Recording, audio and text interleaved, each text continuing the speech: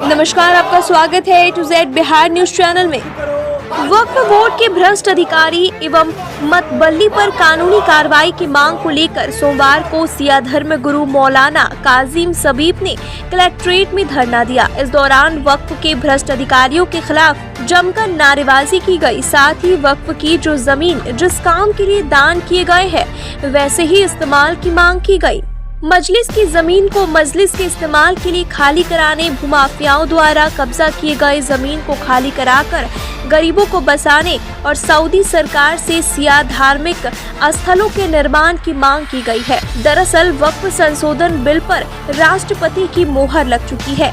अब वह कानून बन गई है। इस बिल को पास करते समय केंद्र सरकार ने कहा था कि यह मुसलमानों के फायदे के लिए है।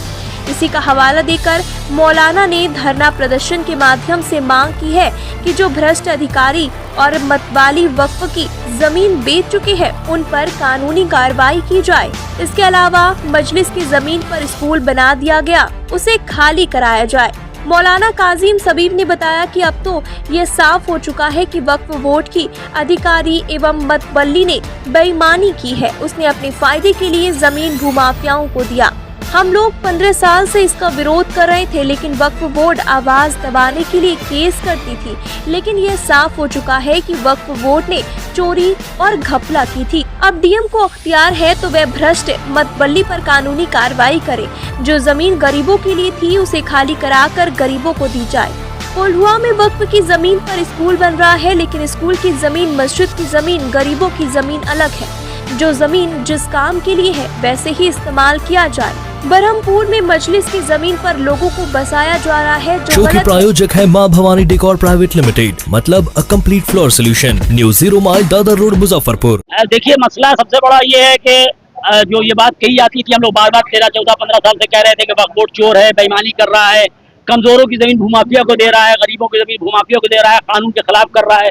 तो वक्फ बोर्ड को थोड़ा अधिकार था, उसकी बना पे झूठा केस करवाता था, झूठा केस हम लोग के ऊपर किया जाता था, जेल भेजा जाता था, मारा पीटा जाता था भूमाफिया से। लेकिन अब सबको मालूम हो गया कि वक्फ बोर्ड चोर है।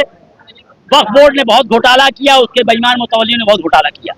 डीएम साहब को इख्तियार दिया गया, हम लोग यहाँ बैठे हैं कि जो चोर है मुतवल्ली, जो चोर मुतवल्ली और वक्फ बोर्ड के लोगों ने जमीन बेची है, जो बेईमान जो है चाइना में नहीं छुपा है, पाकिस्तान में नहीं छुपा है, अफगानिस्तान में नहीं, दुबई में नहीं, मुजफ्फरपुर में छुपा हुआ है चोर, मुजफ्फरपुर में मौजूद है। तो हमारी संस्था जो है, हमारे जो सीआईडी वाले हैं बहुत सक्षम हैं। इन तमाम बेईमानों को, जिन्होंने वक्फ का कागज फाड़ा, जिन्होंने वक्फ की जमीन बेची, जिन्होंने कमजोरों को डराया, जिन्होंने सर्वे करा के बेचा, इंक्वायरी करा के इन लोगों को सजा दें, कमजोरों का हक वापस करें, गरीबों का हक वापस करें, ताकि गुरबा जो हैं वो आसानी से अपनी जिंदगी बसर करें। हिंदुस्तान की बुनियाद गरीबों के हक के ऊपर है। जब ये हक मिल जाएगा, हिंदुस्तान की भी तरक्की होगी। जैसे आप देखिए, कोल्हुआ में स्कूल बन रहा है, कहा था 1.5 बीघा लेंगे, 3.5 बीघा घेर लिया, अब वो 7 बीघा घेर लेंगे, जबकि वो जमीन स्कूल की नहीं है, वो गरीबों की है। गरीबों की जमीन पर गरीबों को बसाएं। स्कूल के लिए बहुत जमीन है, बहुत स्कूल, अब तो स्कूल माफिया हो गया हर जगह के ऊपर। जो चीज जिस चीज के लिए है, हिंदू की जमीन हिंदू मठ की, हिंदू की जमीन हिंदू गरीब के लिए है, सुन्नी की सुन्नी गरीब के लिए, शिया की शिया गरीब के लिए, जो जिसके लिए उसके ऊपर लाके बसाएं। अपने बदमाशों से कब्जा ना कराएं। परमपुरा मजलिस के लिए थी, वहां भी बदमाशों को मैरिज हॉल दे रहे हैं, कमरा महल्ला में मैरिज हॉल के लिए दे रहे हैं, जबकि वहां मजलिस की धर्म की जमीन है। रामलीला ग्राउंड, एक दिन रामलीला होता है साल में, क्या उसमें स्कूल बन जाता है? तो उसी तरह से एक दिन मजलिस है, वहां के ऊपर मजलिस के लिए छोड़ दीजिए, उसको इबादत के लिए छोड़ दीजिए। हमारा ये कहना है, संविधान से ऊपर कोई नहीं है, संविधान के तहत काम हो। अब जब सबको मालूम हो गया वक्फ बोर्ड इतना बड़ा घोटाला कर चुका करोड़ों अरबों का, तो अब सही वक्त पे गरीबों का हक दिला दिया जाए, ये सब खुश हो जाएंगे, हमारा मुल्क तरक्की करेगा, मुल्क में अमन अमान रहेगा। इसलिए हम लोग आज यहाँ शांतिपूर्ण तरीके से बैठे हैं। और दूसरी बात, यही काम जो वक्फ बोर्ड कर रहा था, वही काम सऊदी अरब ने किया है। अपने यहाँ मदीना में हजरत मोहम्मद साहब की इकलौती बेटी हजरत फातिमा की कब्र थी, उसको गिरा दिया। उनके 4 नवासों की कब्र थी, उसको वहां गिरा दिया।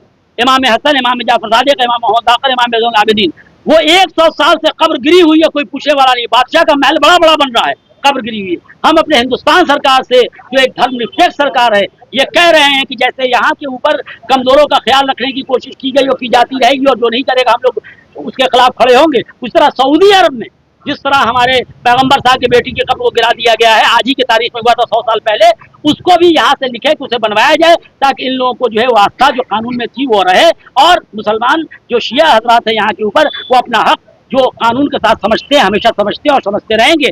आखिर में यही कहना है कि अब सारी दुनिया को पता चल गया है कि वक्फ बोर्ड ने बहुत बड़ा घोटाला किया है। अब आसानी से जल्द उसे वापस कर दें कि कमजोर आसानी से अपनी जिंदगी बसर करते रहे, इसलिए आज हम लोग यहाँ बैठे।